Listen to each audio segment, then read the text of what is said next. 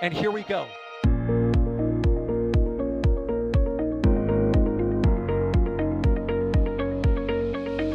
have liftoff. Propulsion continues to be nominal. R68 chamber pressure looks good. Following up. Roger, roger, Atlantis. Water towers fly! Yes! Tango down to nominal. Flight downside FD off. Bring in FD off. Off. It's orange! 145. Oh my god! Oh my god! Decollage.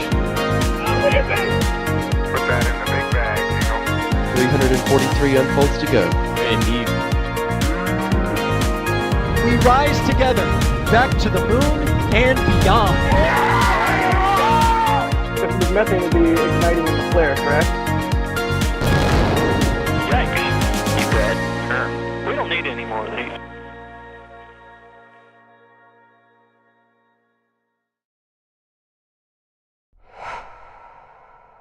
Good evening, everyone, and welcome to our live coverage of Starlink Group 12-5, which will hopefully lift off from Slick 40 here in just under an hour.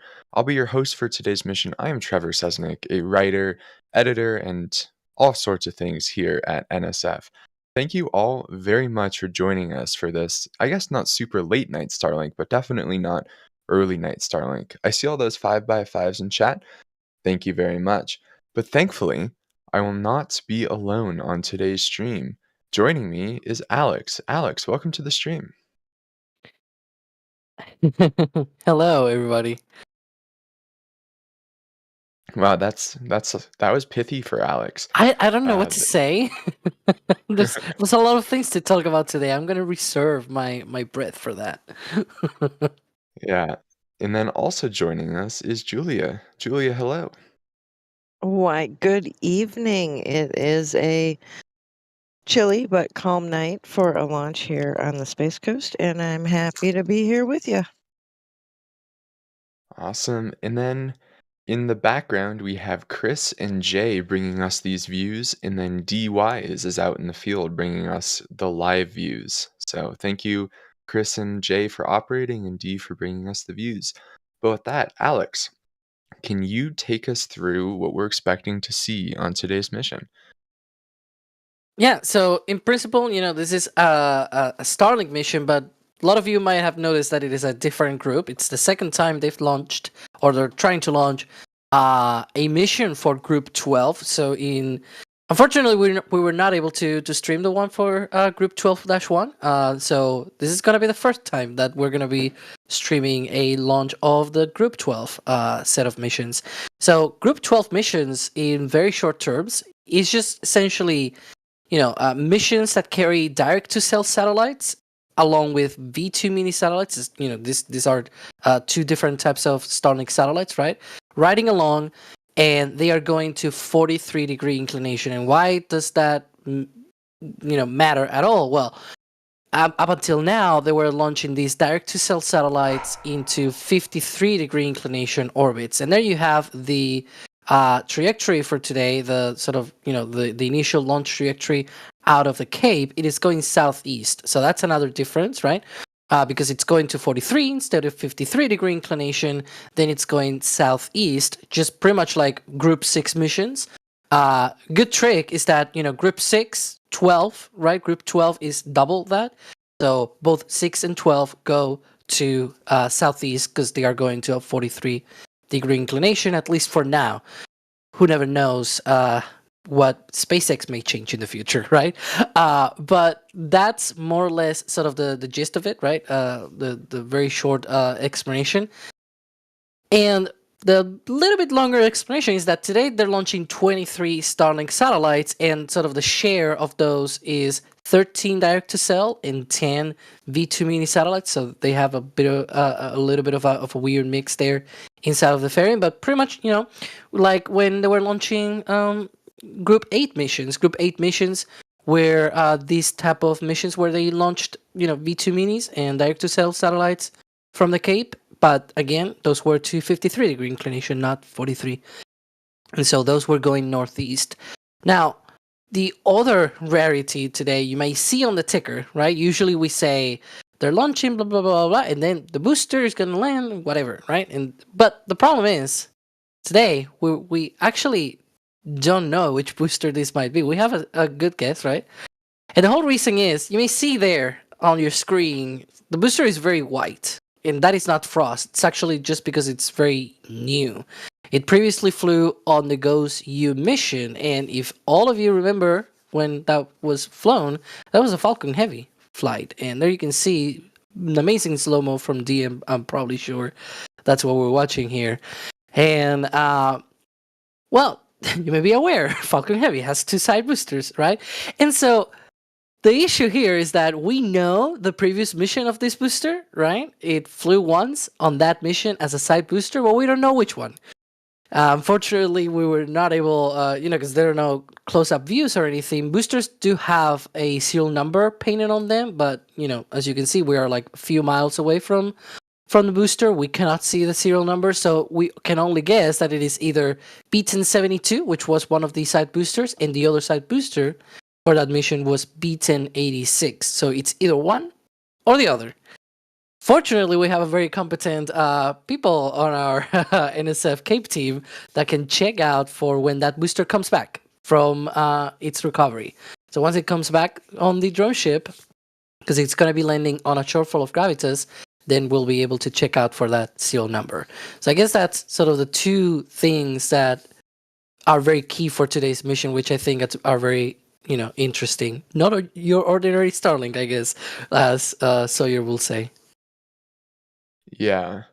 Also, can we just talk about how phenomenal this footage from D is that we're looking at right now?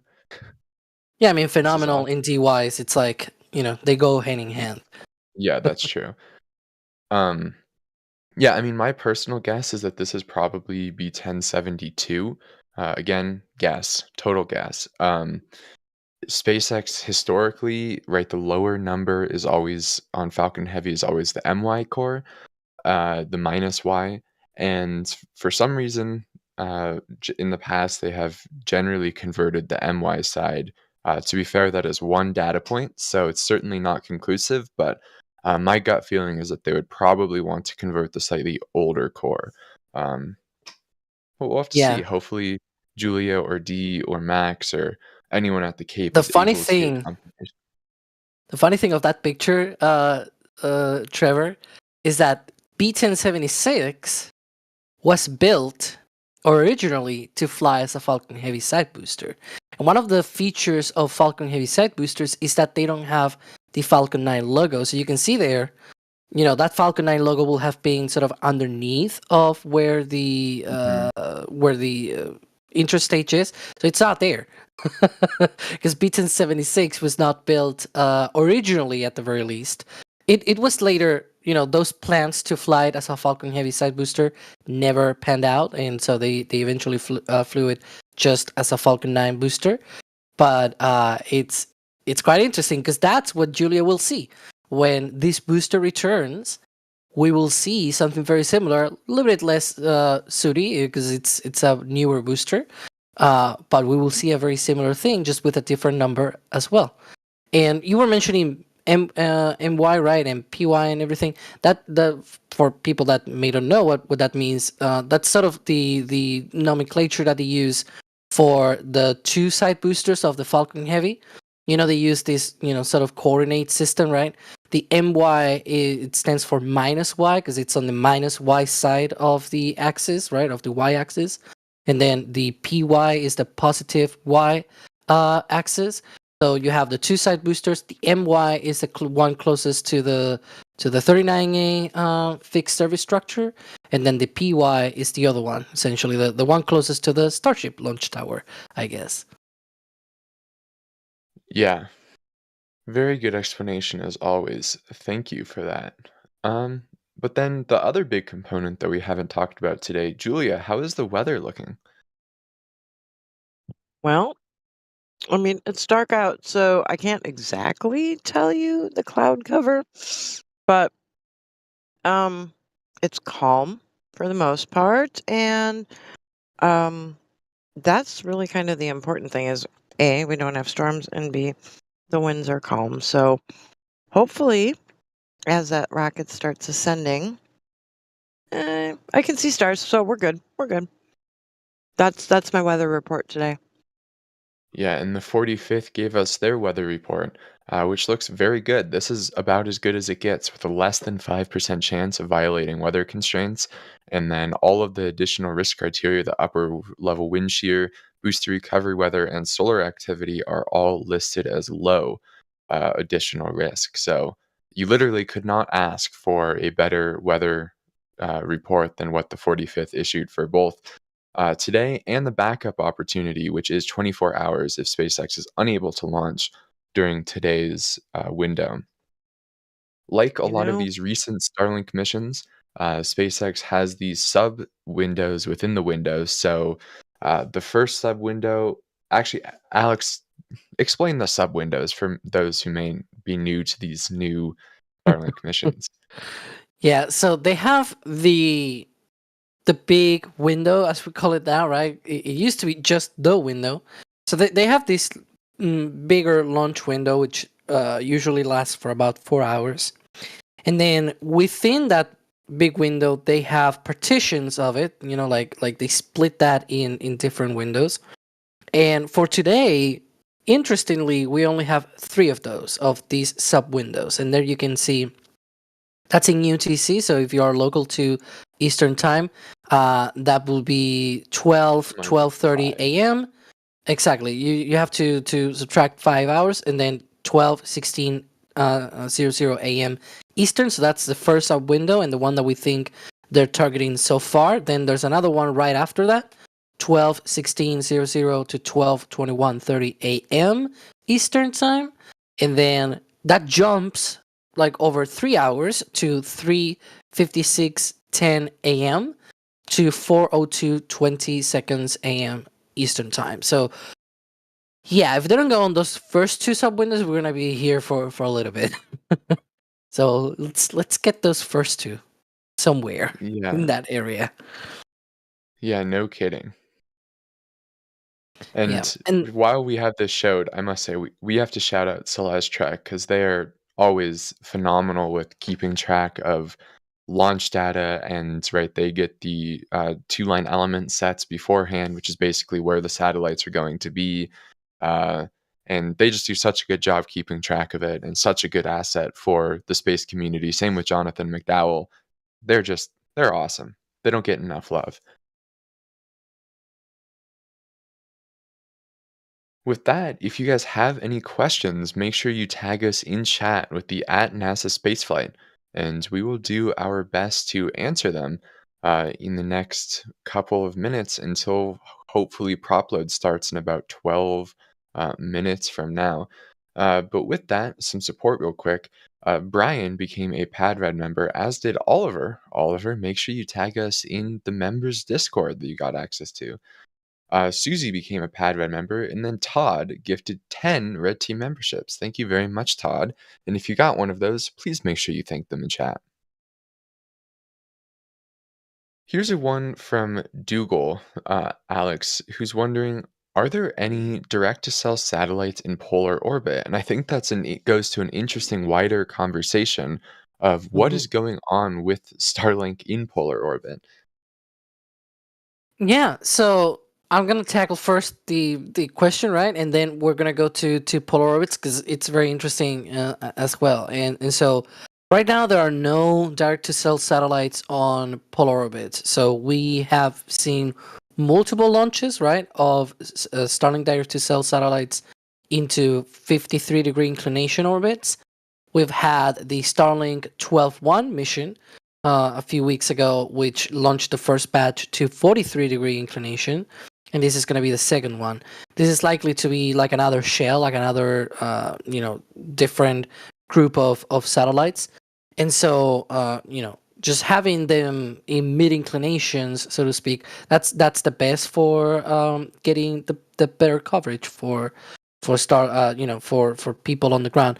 And that is precisely why a lot of these Starlink satellites, the regular ones, have gone to 53-degree inclination and 43-degree inclination. For polar orbits, up until very recently, they only had the older satellites, the V1.5 satellites, which were launched on Group 3 and Group 2 missions. Group 3 missions were going to a sun synchronous orbit, 96 point whatever. I don't remember exactly the decimal, but 96 in a bit of degrees of inclination and that sort of sun synchronous inclination. And then Group 2 went to 70 degrees on those missions, but those were for like the first generation of the constellation. Those groups, those shells are not part of the second one. And so, however, recently we've got NROL 126 out of Vandenberg. And it turns out, these NRO missions, the proliferated space architecture, as they call it, from the National Reconnaissance Office, those are essentially this Starshield satellite constellation, right? And all of those are in 70-degree inclination orbits, pretty much like Group 2 missions back in the day from the first generation constellation. That mission in particular, though, it carried 20 satellites for Starlink and then like a couple of Starshield. We think it's maybe 2 based on some of the numbers that they were assigned and everything. It looks like it is 2 Starshield satellites that were launched on that mission. So you have 20 Starlink V2 mini satellites that were launching into a 70-degree orbit, which means we've got our first V2 mini satellites into at least a very decent polar orbit. Like 70 degrees, it's very close to polar, right? It's 20 degrees away from 90, so I guess it's very close. So yeah, right now, unfortunately, we have not had any of the newer generations of these satellites until that mission.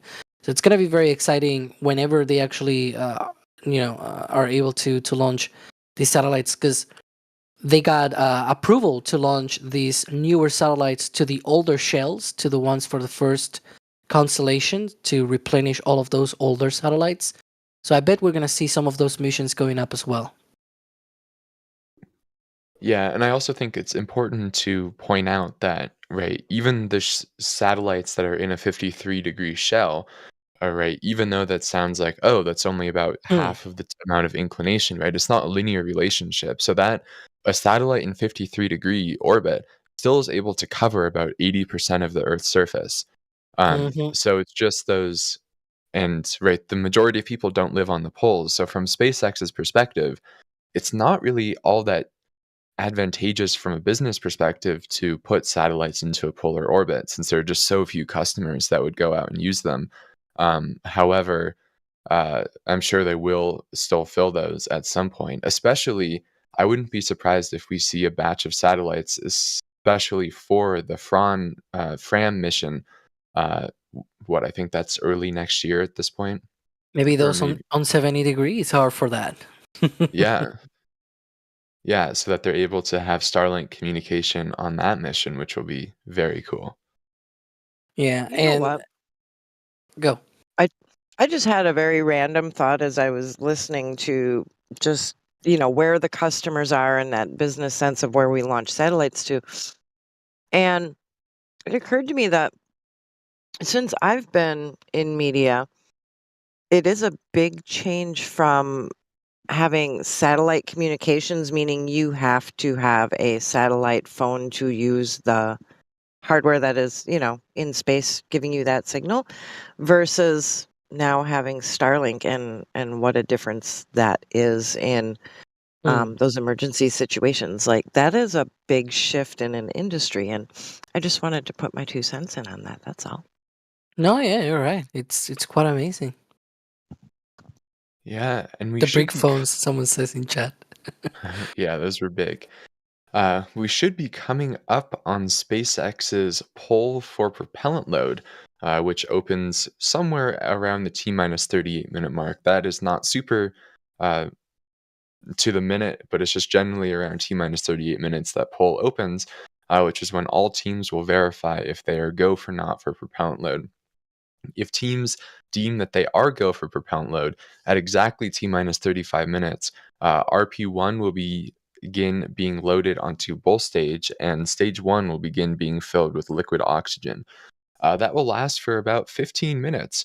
until the T-minus 20-minute and 20-second vent. I see we still have this timeline left over from the last 39A launch, which is when the LOX chill down will start. And that is when they start chilling down the line for liquid oxygen load on the second stage, which begins at T-minus 16 minutes. So hopefully within the next 10 minutes or so, we'll start seeing some frost on the vehicle. Of course, since it's a very new booster, this is only its second flight, frost will be slightly more difficult to see, but we'll still try our best. Robert became a Capcom member. Welcome to Capcom. Make sure you say hi to us in the Discord. Ethereal Swordsman is mad at me, saying that I need to play Pokemon, and that I've never played broke their chaotic little heart. I'm sorry, Ethereal Swordsman. I did play Magic the Gathering when I was young, if that makes it any better. Bloodhound with the super chat saying, I really enjoy everyone at NSF. Your videos are all awesome, and your entire crew are incredibly talented. Thank you all. Well, thank you for the kind words. We try our best. And Restless Medic became a launch director. Thank you very much for that high level of support, Restless Medic. And make sure to say hi to all of us in the Discord. That diabetic kid is wondering, when are we going to get northeast trajectories back for the Starlink launches? That sounds like an Alex question. Well, whenever they return back to launching these satellites into 53-degree inclination orbits, then we'll see northeast launches. If you want to see a northeast launch soon out of the Cape, though, you have one right on December 13th. There's the GPS-3 mission that is launching essentially next Friday. So look out for that. Oh yeah, there is a new GPS satellite going up. Yep. It is not Starlink, but it is a launch of a Falcon 9. And there's also the O3B Empower mission, I believe, that's scheduled for your birthday, if I am not Yeah, mistaken. both, yeah. Thanks for saying my birthday on a live stream. But Everyone, yeah, both days on Friday. everyone just remember, Alex and Taylor Swift share a birthday. But yeah, but the O3B Empower mission, I think that one is going east instead of northeast. So yeah, because that's going to. Funny enough, both of them are going to a medium Earth orbit, but the medium Earth orbit that the GPS satellite is going to is inclined about 53, 54-degree inclination. And the other one is going a little bit less than that. Awesome. Yeah, hopefully that answers your question, that diabetic kid. Let's see. Y3K is wondering, how often does SpaceX launch a rocket? Well, today's mission is going to be SpaceX's 129th launch of the year. So nowadays they have been launching about every other day, so every 2 days, which is pretty insane. That goes in line with Kiko's goal of 136 Falcon launches this year, and they seem to be on track for that. This is what launch number for December is this? The fourth. Yes, this is the fourth launch in December, and it's only December 8th, so about every other day, just as is needed. So they need 11 more launches, excluding today's, this month, to reach their 136 Falcon launch goal, which seems very possible to me. And right now there are looking at this, and there are 6 on the schedule, including this one. So 12. If you include this, because you said 11, right? If you include it, that's 12. Half of them are on the schedule, and they are well before any critical, any timelines get messy with the turnarounds and whatever. So they have margin, which is quite amazing. You know, that could mean, working over Christmas. And that led me to thank you for the reminder of who set that goal or who stated that goal, which was Kiko. Because I'm wondering if Kiko is like, why did I do that? Because they'll be working over holidays in order to achieve that goal. And that's significant too, because once upon a time, not that long ago, the range would actually have closures to like around holidays and range downtime for maintenance. And something like that would not have supported this cadence. And the range has gotten to that point now where things are just done in between other things and we don't really have range downtime, which is pretty cool. We just don't stop around here anymore. Yeah, I remember those. It was quite funny when sometimes it was like, wait, why is this mission delaying like a week or a week and a half? And it Yep. was like, no, it's just the range is down because they're doing maintenance. And it's like, oh, okay, well, I guess we're gonna have to wait another week or a week and a half for this mission. And so that was when missions were like every month or so, right? So Right. waiting And that, another week, it was like, ah. well, and you'd actually have to reconfigure launch control for Yeah. different launch providers. But when SpaceX kind of changed the game when they did the termination system Hmm. that was tested through the range, and then it made it so you could, if you needed to or wanted to, because it's cool, launch an Atlas, a Delta, and a Falcon 9 and or Falcon Heavy within a 24-hour 48-hour period. That's now possible, whereas just a few years ago that wasn't, thanks to flight termination system updates. Hmm. And one of the things that maybe they're trying to get things quicker now early in the month, because again, they will have some margins to launch these missions, because I just said that they have 6 out of the 12 in the next 10 days. I just checked 10, 11, depending on the time zones, but it will be essentially such that the remaining 13 days of the year, then they will need to launch the other 6, and that turns out to be actually they will have a couple of days of margin, so maybe they'll be able to spend Christmas at home.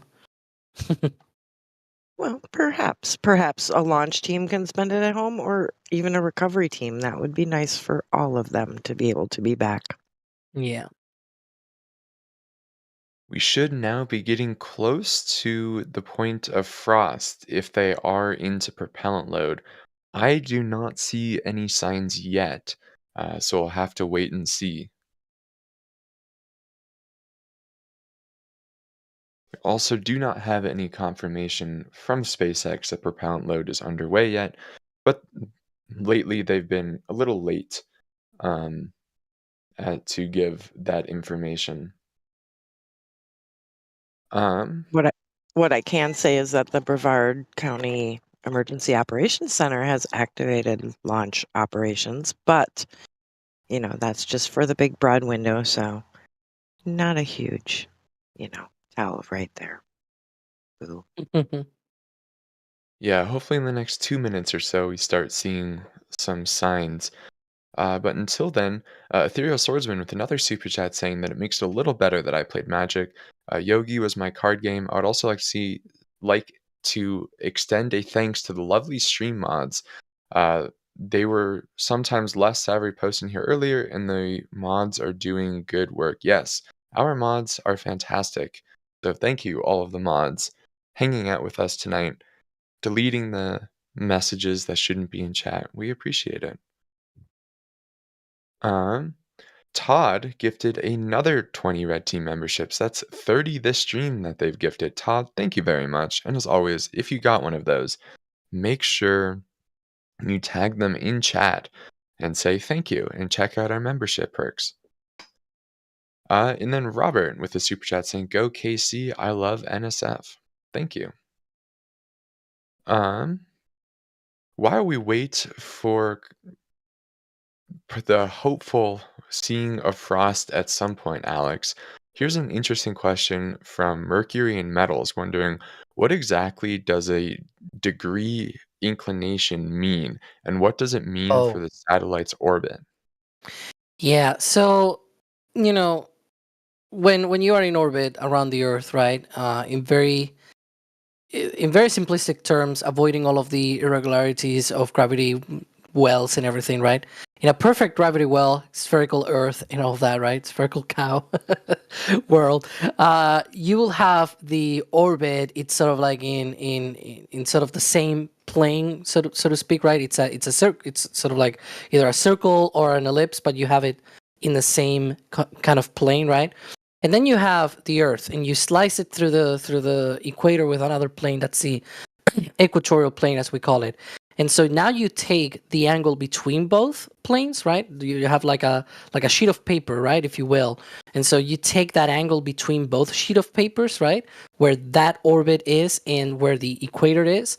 And then you've got that inclination. And what that tells you is that orientation of the orbit, because the orbit could be essentially at any inclination, right? But if you know that angle between the both of the planes, then you've got how much of an inclination you've got. And the importance for satellite communications, especially, is that depending on, like, if you think about that that sort of plane of the orbit, if it is more inclined, then you can see more north and south of the globe. You can reach higher north and higher south. And it turns out that if you track, like if you had the ground track of the orbit, right, you plot right beneath of the satellite down on the ground where that satellite's going to be, and you plot that track along the orbit. What you've got is that the northernmost point of the orbit and the southernmost point of the orbit is the degrees of that inclination in north and south latitude coordinates. So if you're going to a 43-degree inclination orbit, the ground track goes as far north as 43 degrees north and as far south as 43 degrees south. That doesn't mean that that's how far the satellite can see, though, because you are in orbit, right? So you are elevated above ground. And so you can see a little bit further away. So I believe up to 53-degree inclination orbits, you are able to see sort of like to 62 degrees of latitude north and south, for example. So that covers you a very big chunk of the globe, if you think about that, right? So Starlink satellites in 53-degree inclination orbits can see a really good amount of the surface of the Earth, because even though you're not getting to 90 degrees, right? But between 60 and 90, that's 30 degrees. And if you look at a sphere, right, the tops, that's not a lot of surface, actually. If you look at the top of the sphere or the bottom of the sphere. So you've got a very big swath of area that those satellites are able to see in between those two ground tracks, so to speak. So that's why it's important for for these deployments, right, of these satellites. This one is 43, so it's not going to see as much for north or far south, but it reinforces the coverage of the Starlink constellation on those mid-latitude on those mid-latitude locations on the globe. And so I hope that was very very much understandable. It's a bit of orbital mechanics and geometry and whatnot, so bear with me here, of course, but I hope that No, that was good enough. I have a follow-up question for you, but first, I think Sure. we need to go over the fact that we are definitely not in propellant load at this point. There are no signs of frost on the vehicle, so we unfortunately do not have a current T0. This does not mean that the launch is scrubbed or delayed or scrubbed. It's just there's a delay. We don't exactly know when SpaceX is targeting. They do not have an updated time on their website, and they haven't posted anything on X. So we are just awaiting a new T0 for today's mission. But that leads me to the second part of that question. That's an interesting follow up, I think, Alex. What is the difference between inclination and launch azimuth? Oh, yeah. Okay. So hang on. I'm seeing some frost now. I'm seeing some condensation. You Oh, see it at the yeah. bottom right Yeah. there?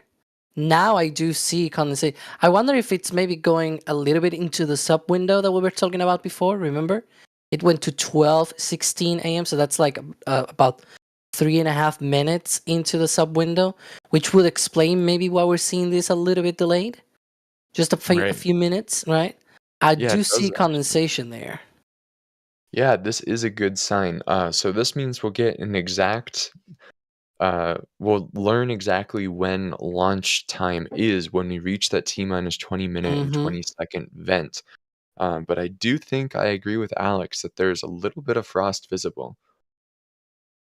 Okay, so then I'll tackle now the question about difference between inclination and azimuth. So the azimuth is, in very rough terms, the bearing of the launch, so to speak. Right, you're going out from this launch pad at Slick 40 in Cape Canaveral, roughly 28 degrees north. Right, so you want to go.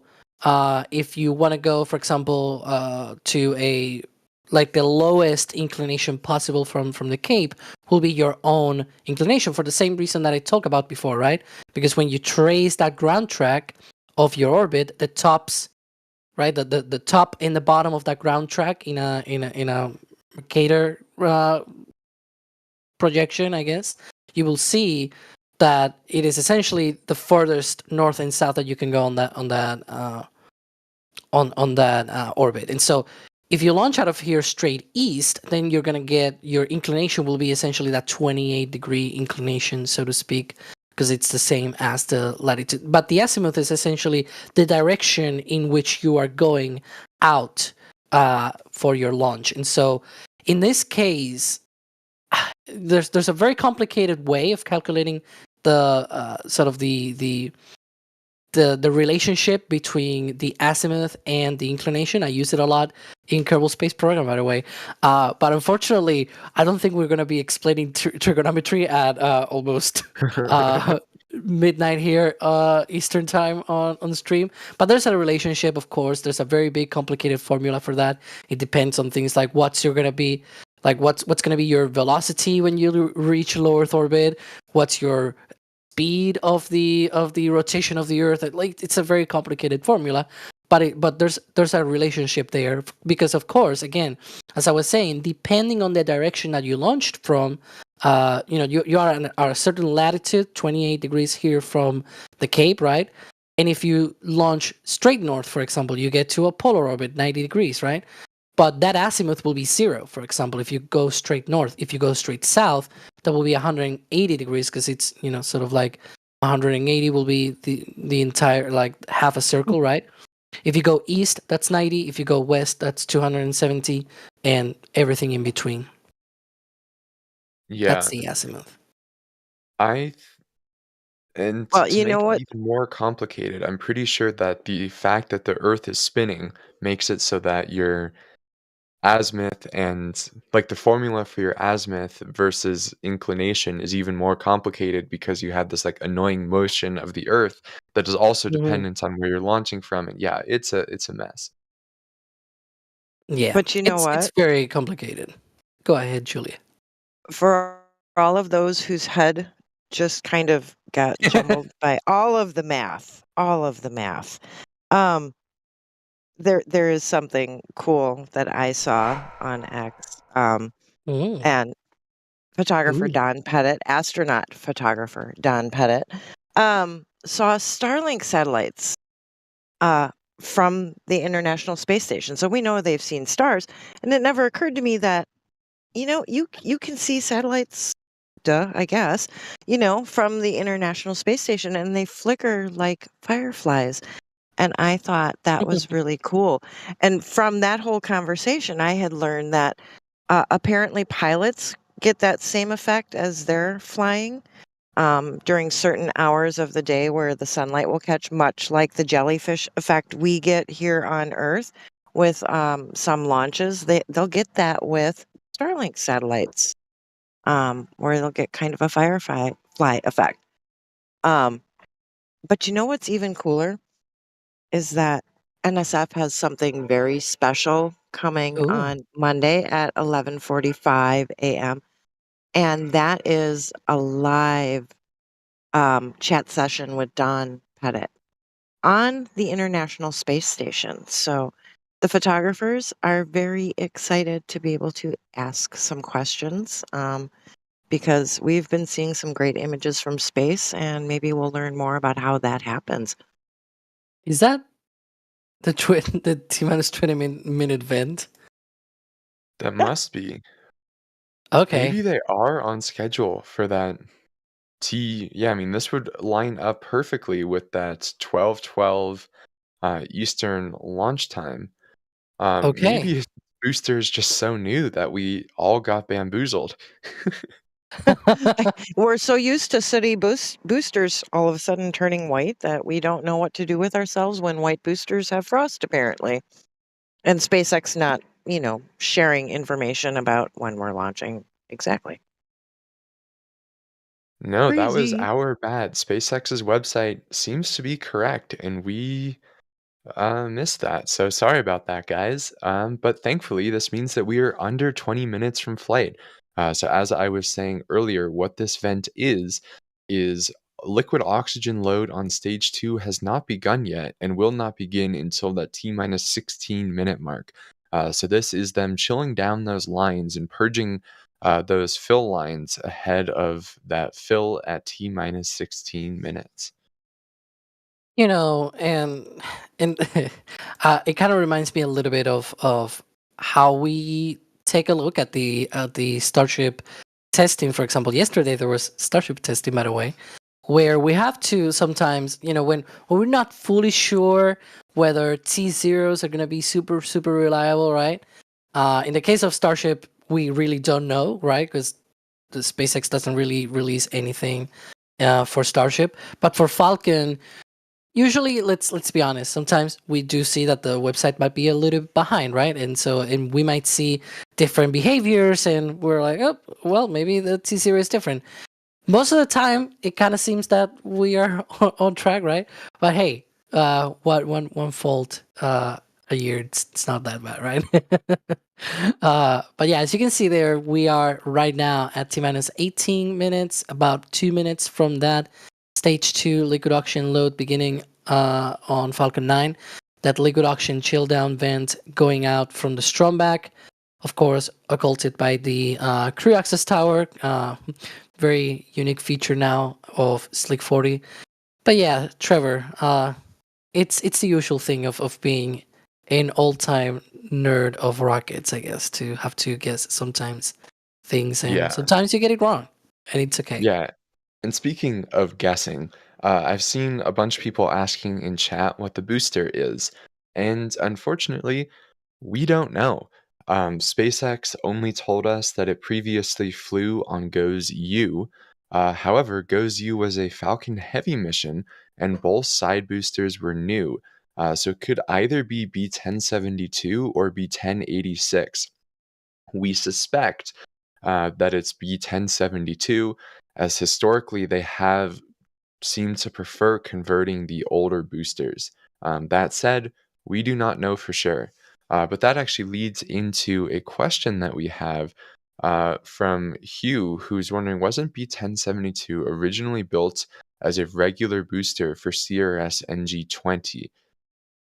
Alex?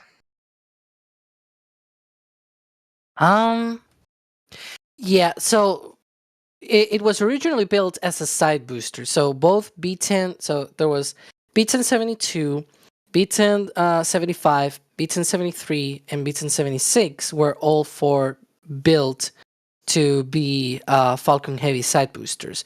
B1073 and B1076 were never in 75. All three of those eventually they did not get any Falcon Heavy launches under their belts. They changed their mind, so to speak, and instead they kept using 64 and 65 for Falcon Heavy missions.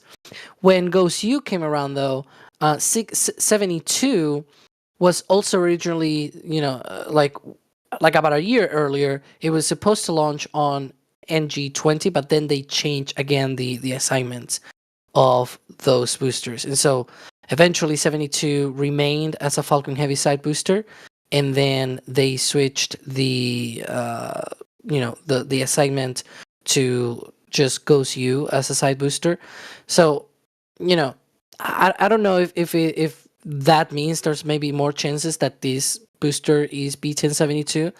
We're gonna have to see that when it comes back for recovery, which I'm gonna guess that Julia will be out there.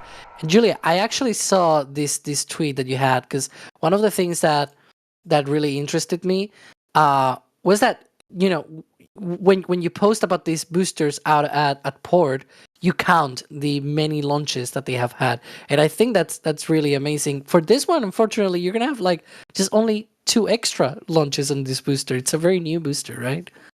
Right. It's a low count, but that's okay. It means there's another booster in the fleet to keep up the cadence next year. So, I mean, it works out. But you know what I found interesting let's see, in my second tweet. One of those grid fins is really toasty. Like really toasty. Oh, the other. The picture that Hmm. showed the booster number, everything is kind of that nice bright titanium, except for that one. It's like a crispy critter type grid fin, but that reminded me of the days when we weren't they aluminum at one point or something along those lines? Yeah, And back in the day. they had to change them out. Yeah, pretty much every mission because they would fry right through. But it's just a testament to how sturdy those grid fins are on the boosters and why we want to keep them, right? Every mission, we try not to lose boosters because those are pricey. Yeah.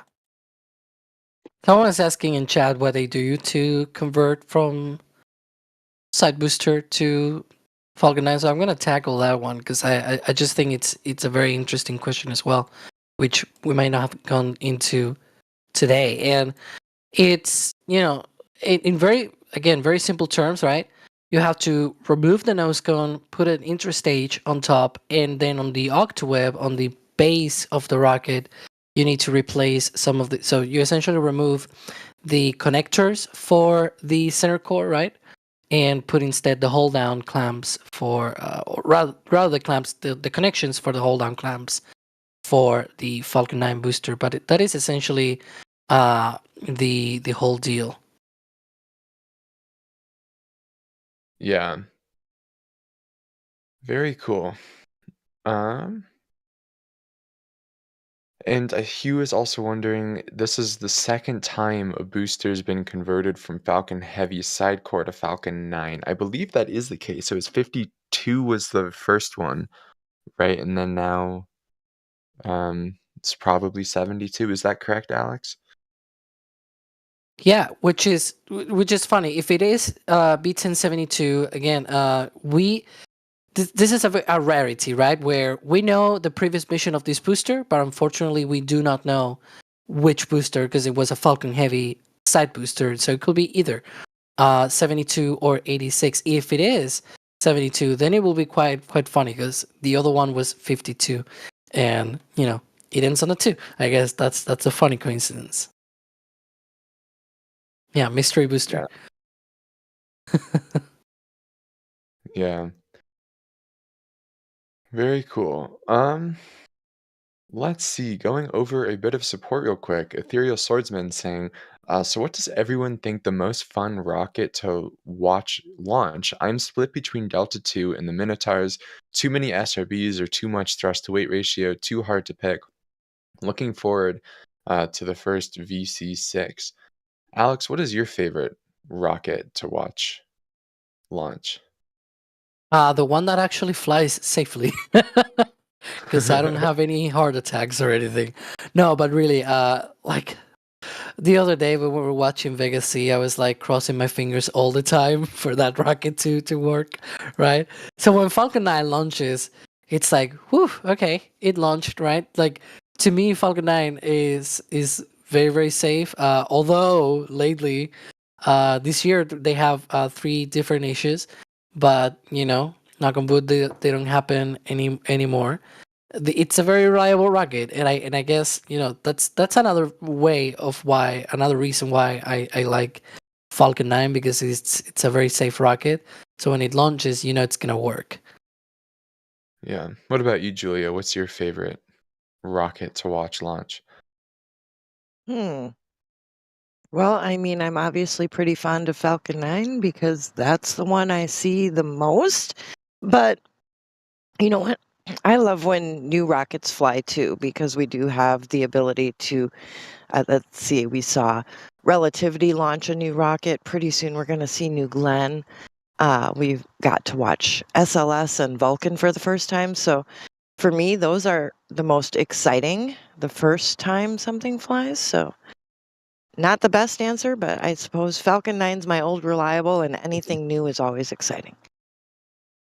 Yeah, that's for sure. New Glenn is going to be extremely exciting. And then Kim C with the $20 super chat. Thank you very much, Kim. But for those who may just be joining us, today's mission is Starlink Group 12-5. This will be another Starlink mission with some direct to cell satellites on board. So there are 23 satellites in the fairings. 13 of those have direct to cell capability, and the other 10 are just standard Starlink V2 mini satellites. The Starlink Group 12 shell is in 43-degree inclination orbit.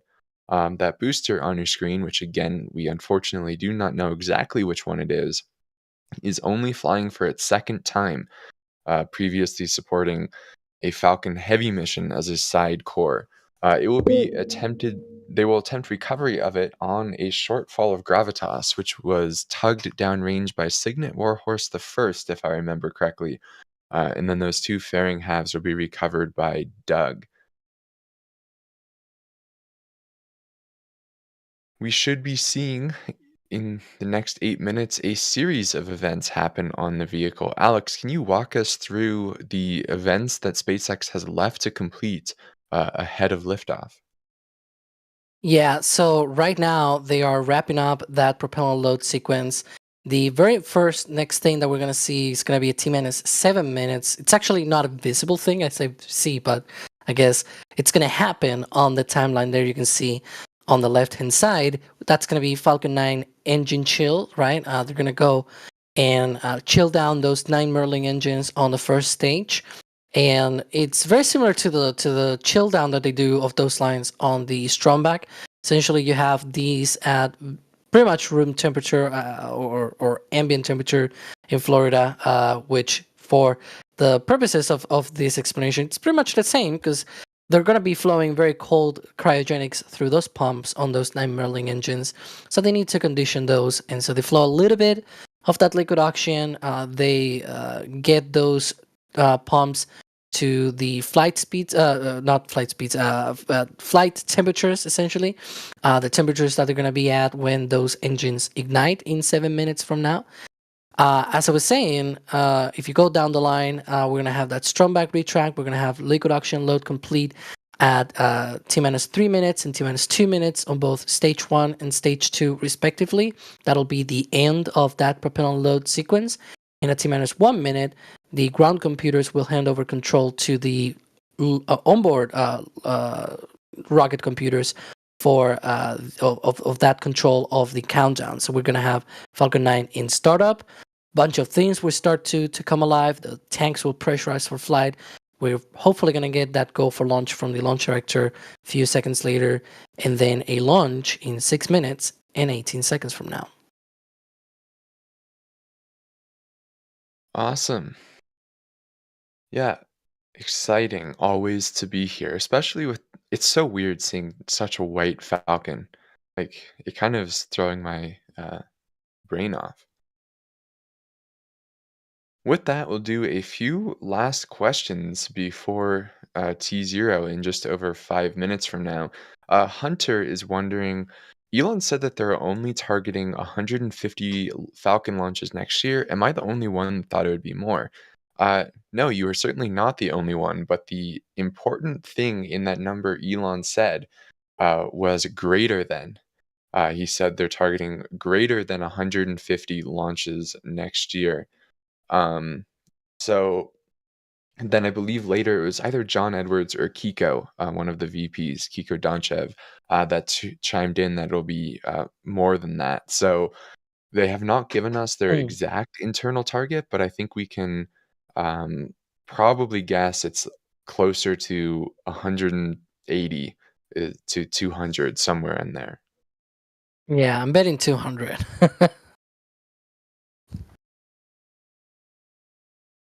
Yeah. I think that's a nice even number that SpaceX wants to target. Um, and then Tom is wondering how many Starlinks there are in orbit. Do you have that number easily accessible? I can quickly pull that out. Hang on, give me a sec. There we go. So right now, or at least as of December 6th, so a couple of days ago, it was 6,846 Starlink satellites in orbit out of 7,523 that they have launched. So there's been about 677 satellites, but that's over a period of like over 5 years that have re-entered. So yeah. Right. Then Todd gifted another 20 Red Team memberships. I believe Wow. he's now donated 50 on this stream. So Todd, thank you very much. And I see some people in chat who got those. We're thanking Todd. So please, everyone, do that.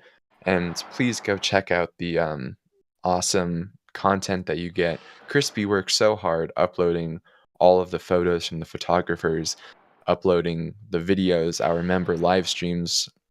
There's a lot to it for you to enjoy, so please check it out. But with that, we should be getting very close to propellant load wrapping up on Falcon. As Alex was saying, it will start by RP1 load being completed on stage 1, followed by liquid oxygen load being completed on both stages. Yep. In fact, that Stromback retract has already happened. The RP1 load has already been completed, so we are just waiting out for that stage 1 lux load complete, and also the stage 2 lux load complete. Yeah, and there you can see that venting from the second stage. I believe that is the MVAC chill down that we are seeing, correct? Stage 1 lock Yeah, load there's is complete. Well, there you go. That's the call out. The thing is with the what's it called? The bleed lines. That's the actual technical term of those.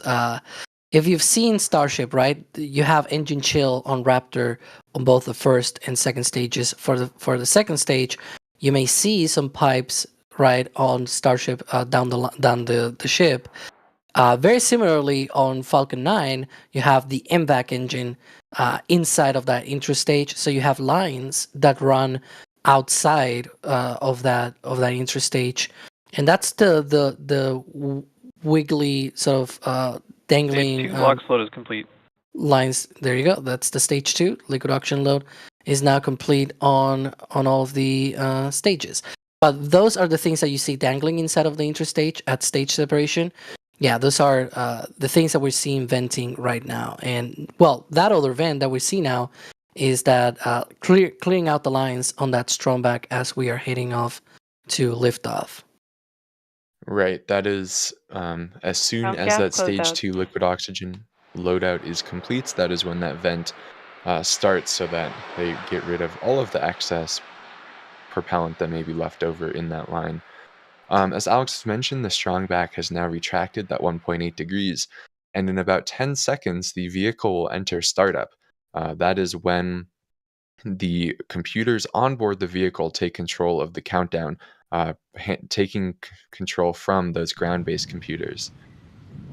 Okay, 9 is There in we startup. have the startup callout. So this also means that now the tanks are pressurized for flight. Any moment now we should be getting the launch directors go for launch. Launch directors, go for launch. There we Nice. have it. That is the last step. So now once they are within that 10-second mark, all aborts, which hopefully there will be none, will be automated, as the entire launch sequence is automated from that point forward. As always, look at the base of the vehicle. That is when you will see the first signs of ignition. If we're lucky, we'll see that green flash. If not, we'll have to wait for the exhaust. All coming up in 10 seconds. Engine ignition starts at the T minus 2.7 second mark.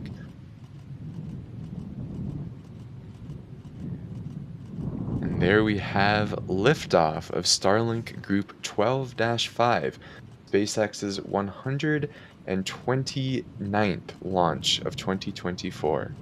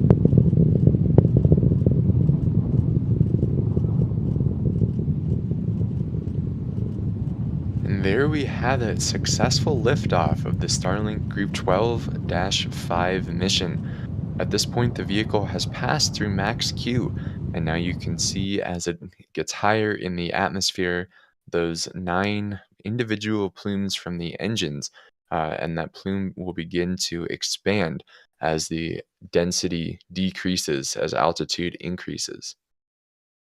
Coming up in about half a minute will be a series of events. The first one will, of course, be MECO, or main engine cutoff, which is when those 9 Merlin engines that you see on your screen will shut down. If we keep this view, there's a good chance that we will see those shut down in pairs. And here we have that exhaust slowly getting blue, which I always love at these night launches. That's Um, amazing. After that, we will see the stages separate. So there are there we go, there's MECO. And stage separation will be done with 4 pushers between the 2 stages. And That's there MVAC ignition, is MVAC ignition, as expected. which also means this is the first time this interstage is being blasted by that Oh, MVAC yeah. engine. Yeah, this is the Look at that. first time this booster has flown with an interstage. Such a clear night. You can see all of those stars passing by. Yeah. You can see that plume continually expanding. Any second now, we should be getting fairing deploy, I think that which was is, it. yeah, that may have been it. Yeah, because I Um, saw there you have the onboard views. yeah, so now those 23 satellites are exposed to the vacuum of space, Ooh, and here look at you can that. see the 2 fairing halves. That Illuminated is by the very MVAC cool. engine. Yeah. So those Wow. fairings again will continue their trip down. Oh, there you can see them again. Look They at that. will be recovered by Doug, about a little under 700 kilometers downrange. Of Someone course, the asking. booster. Oh, go ahead, Alex. Yeah, because I said it was a new interstage. And the reason for that is this is an old booster, but it has a new interstage because its previous launch was as a Falcon Heavy side booster. So they had to change out the nose cone by an interstage. And it looks like the interstage is new. So got a baptism, I guess, on that with that MVAC engine firing on it. Yeah. Of course, the booster is on its way back down at this point. and will, of course, be attempting landing on a shortfall of Gravitas. Alex, what does the profile look like for it to get there? Yeah, so right now it is in a coast phase. It is in that sort of parabolic arc, if you will. And it is about to come down again, looking sort of at telemetry from the SpaceX stream, and it looks like it is going down now. Of course, we're still tracking that second stage because unfortunately we also have like just blackness on the stage one feed. But yeah, and so as that MVAC engine fires to put these Starlink satellites into orbit, that first stage is coasting. It'll come back through the atmosphere and it'll ignite its three restartable engines 1, 5, and 9. And those are going to be firing for about 30 seconds for that entry burn. It's going to be a 1-3-1 sort of pattern where they ignite the center engine, then two other engines, and then they shut down those two other engines, and then they shut down the center engine at the end of that burn. Then hopefully a couple of minutes later, once it's closer to the barge, to a shortfall of Gravitas, then it'll ignite the center engine for a landing burn. And there you can see that feed 90 kilometers in altitude, descending through the atmosphere now, about to do that entry burn. Hopefully we get to see that. As you can see, it's very dark out there. Yeah, very dark indeed. So, like Alex was saying, since it's 131, it will start with just that center E9 engine, and then they will ignite engines 1 and engines 5, which will make it look like a line. So it's always kind of cool seeing the exhaust go from circular Stage to 1 kind FTS of has saved. a line. Stage 1 entry burn There we have started. that call out that FTS is saved, and there we have ignition of that first engine, and there we have all three. This burn generally lasts for around 20 seconds. It varies a little bit. Ooh, look at that. There we From the have pink. D has it. And there's Amazing. shutdown. Yeah, and that was also really cool because you were Stage able 1 to see entry a burn down shutdown. select from 3 to 1 and then shut down. Thank you, D, for that as always. Fighting fire with fire, as people are saying in chat. Supersonic retropropulsion. Yeah. Coming up, as Alex was saying on that landing burn, which will hopefully see a soft landing of this booster on a shortfall of Gravitas. That is done with just that single center engine. And as a reminder, while it only takes the booster about 8 minutes to uh, land from launch to landing, those two fairing halves that we saw jettison just about 30 seconds after the booster and stage separation is those don't splash down until about T plus 45 minutes or so. So those things have such a massive signal, not signal to noise ratio, mass to area ratio that they take forever to fall. And there goes the Hopefully, MVAC engine. hopefully we'll be getting footage back from onboard to see landing. But there we have the pad with that Stage 1 TE landing in burn. its thrown back position. There we There have we that have it. landing burn. Stage 2 terminal Yeah. guidance. Small Through the hiccup. clouds. Stage 2 Oh, FTS look is at saved. that. Landing leg deploy.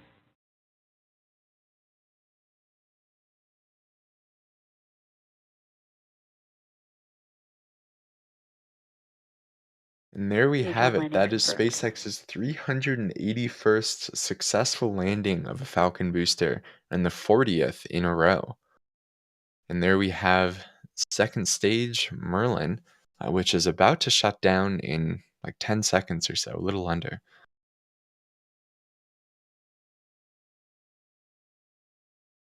You can see it glowing red, dissipating its heat. And there we have shutdown. MVAC shutdown.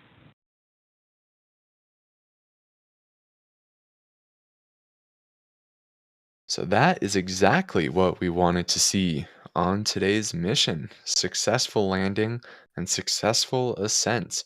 Especially special since we saw D get some awesome footage of both first and second stage, but also that first stage on the re-entry burn.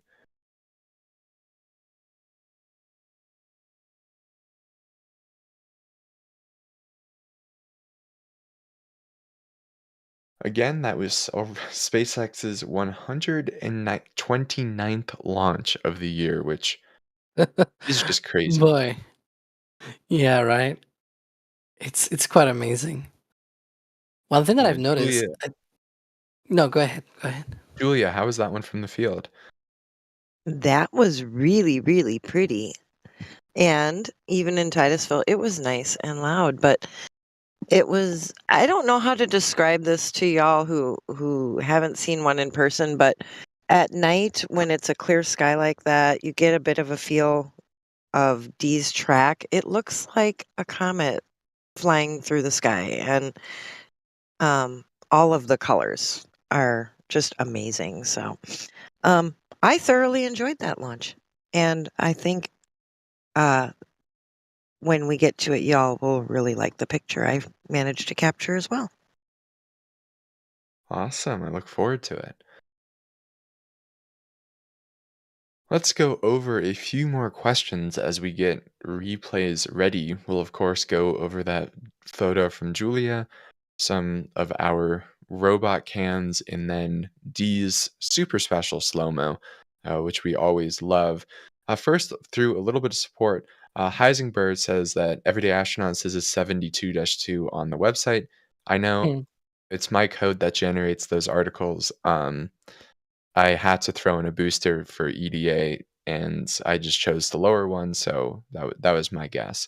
I need to update that code. Fabio became a PadRad member. Welcome to the PadRad, Fabio. Let's see. Nomad77 is asking how many Falcons are in the fleet. Alex, how many boosters are there right now? Usually there's about 15 on average. I will have to actually look it up. Hang on, because that caught me off guard. Yeah, 1, 2, 5, 9, 13, 14, 15. Yeah, 16 turns out. So I was not that off. Because yeah, every single time someone asks, I do check, right? Because I'm also curious myself. And it always tends to be like, oh, 14, 15, 16, right? Very rarely is anything beyond that. They seem to keep it, at 15, 16. Right. Very cool. And then Eddie is wondering if a Falcon 9 has ever done a drone ship landing abort before. Yeah, there have been several Falcon missions that have unsuccessfully landed on drone ships where they have a problem and don't even target the drone ship. But that's like one of the cool things about Falcon 9 is it comes in at an angle of attack. Basically designed to be the abort trajectory, and then when it decides, oh hey, all my engines are working, I see the drone ship, then it levels out to deploy the landing legs and land. It's like an amazing thing, and it's really trippy when it decides not to land and it goes into the water, because it's kind of like an arrow, and it's gonna break up. Right.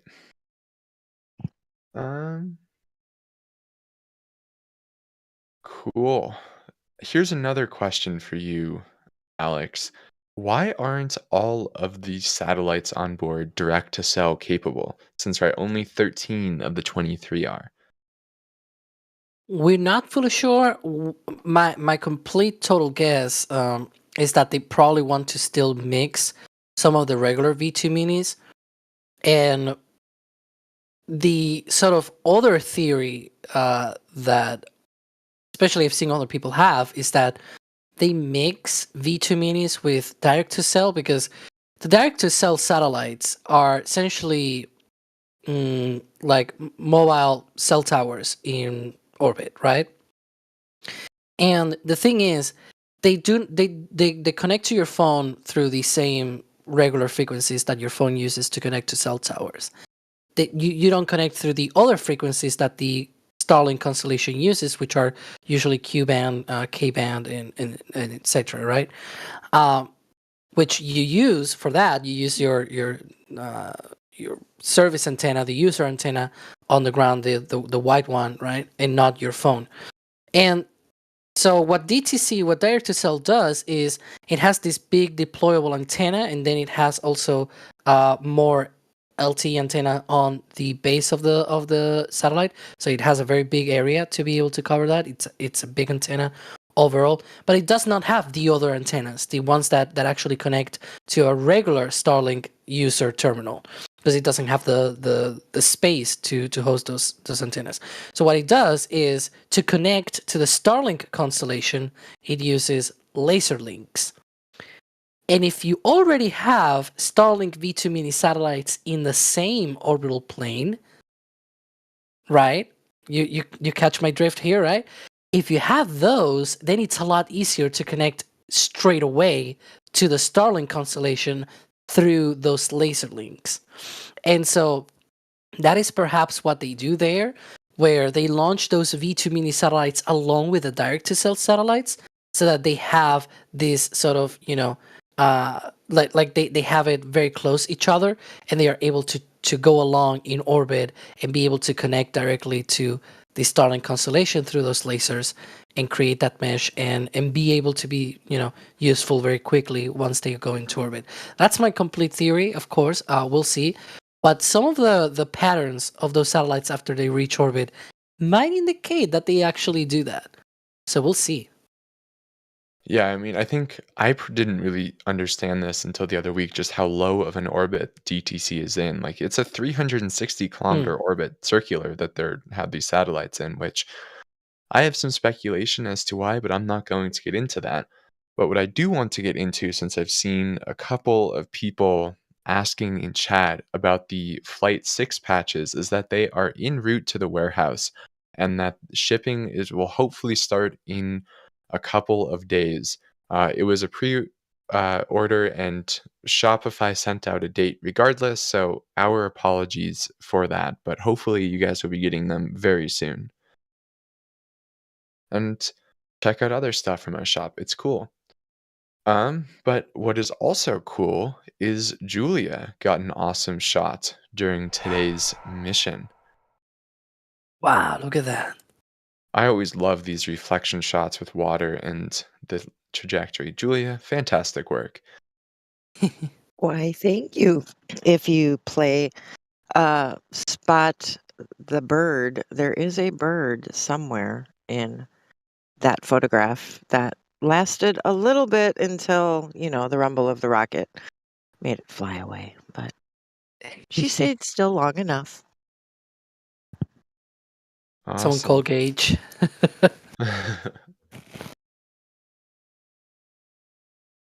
Then I think we now also have some replays ready. Here is from Fleet Cam, which it's kind of weird. Are there no boosters vertical at port right now? Oh There no, is. there's It's one. just, Okay. There's It's just yeah. really dark. There's two of them. Mm-hmm. You also can yeah, see now Bob. I was gonna say that's a weird sight. No boosters vertical at port these days. Look at that. It's like a shooting star, but in reverse, I guess. Going up.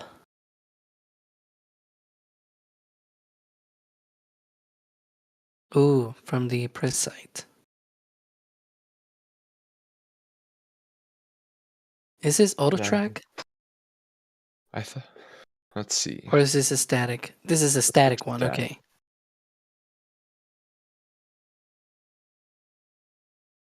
I don't even know if auto track worked.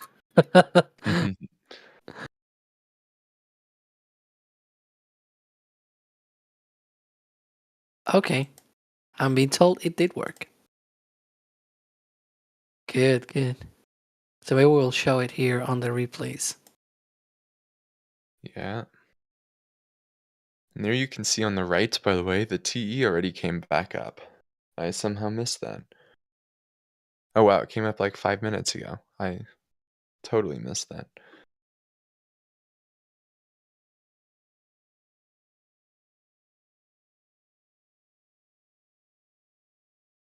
Oh, now I see the bird that Julie said. I Alex saw it found because she posted that on X, so I was able to see that, zooming in and everything.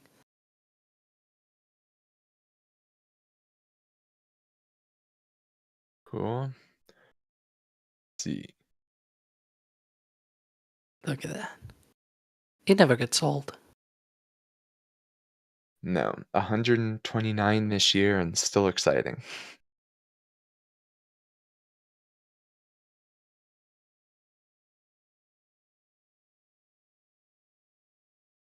And soon that launch pad will have another launch, because just like we were saying before, we're gonna have GPS 3, the 10th.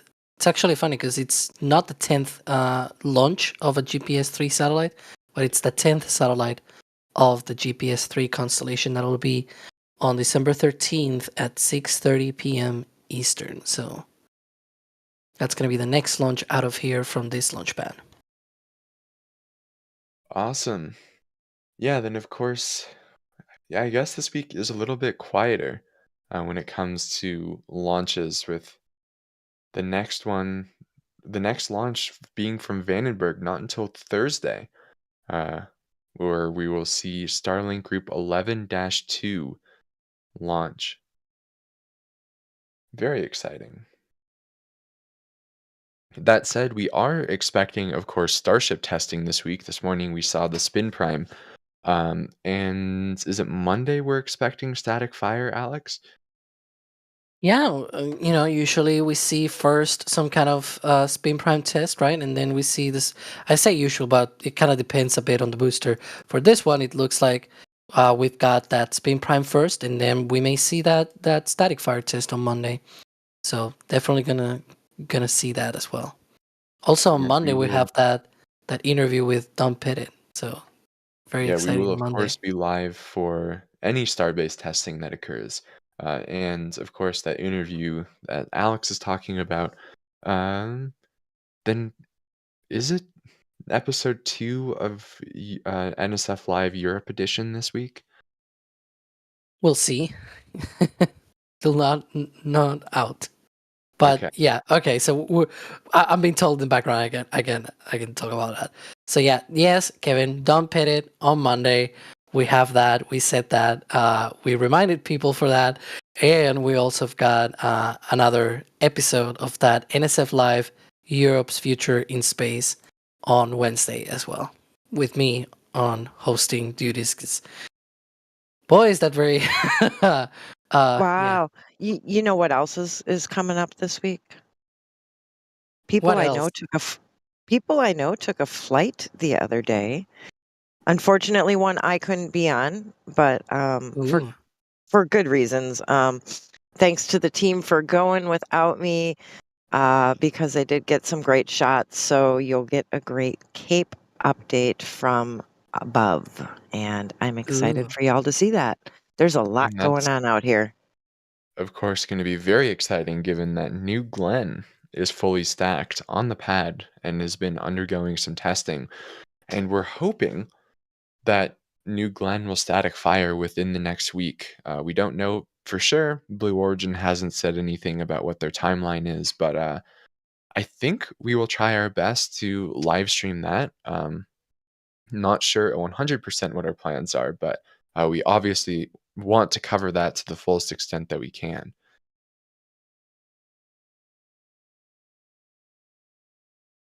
Let's see.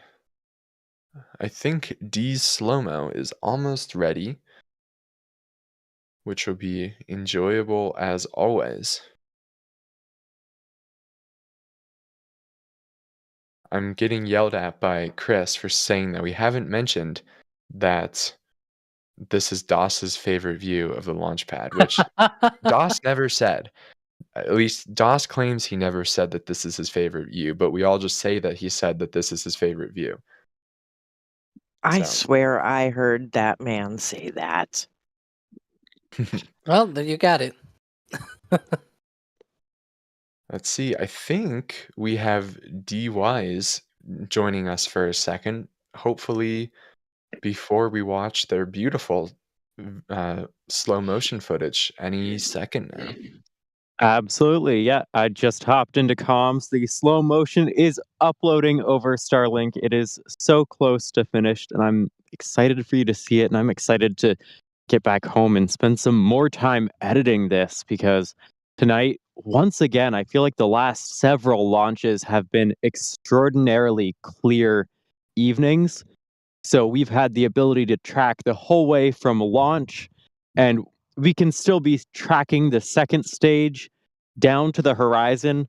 Now, today I did jump away from the second stage to go to the first stage entry burn, and then I actually managed to find it one more time and follow it down until it was hidden by the trees. But the clarity tonight and the stars, like, it made it just a gorgeous night for a launch. So I'm pretty happy with the footage I was able to get, and I look forward to spending even more time on it after this.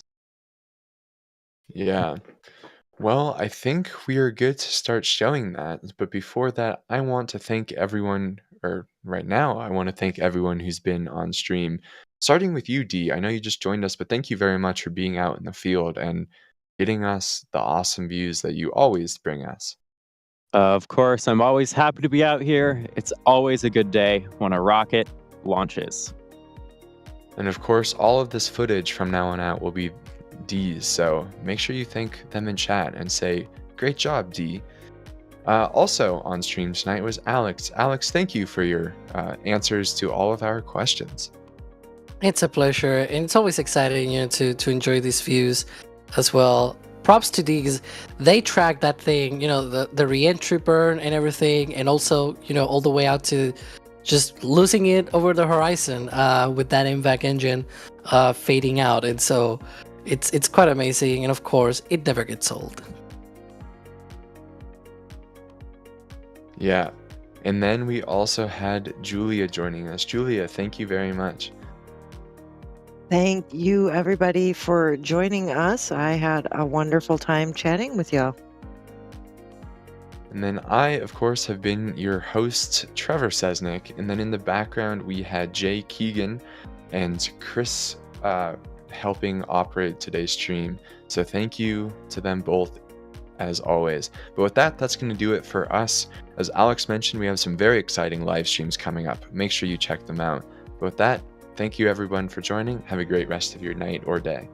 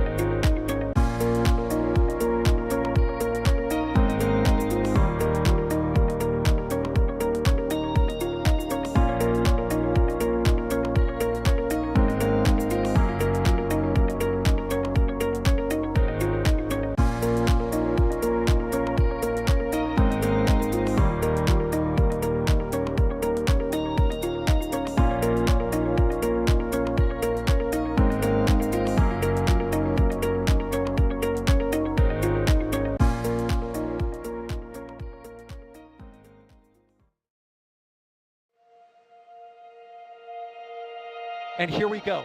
We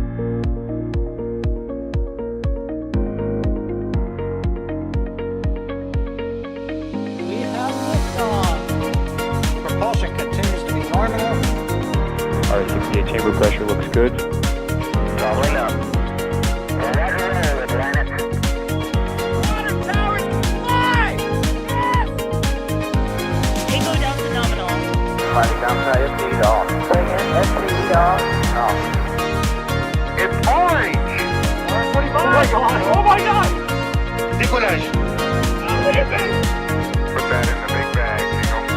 343 unfolds to go.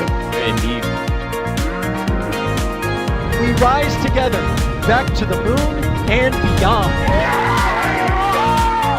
This methane would be igniting in the flare, correct?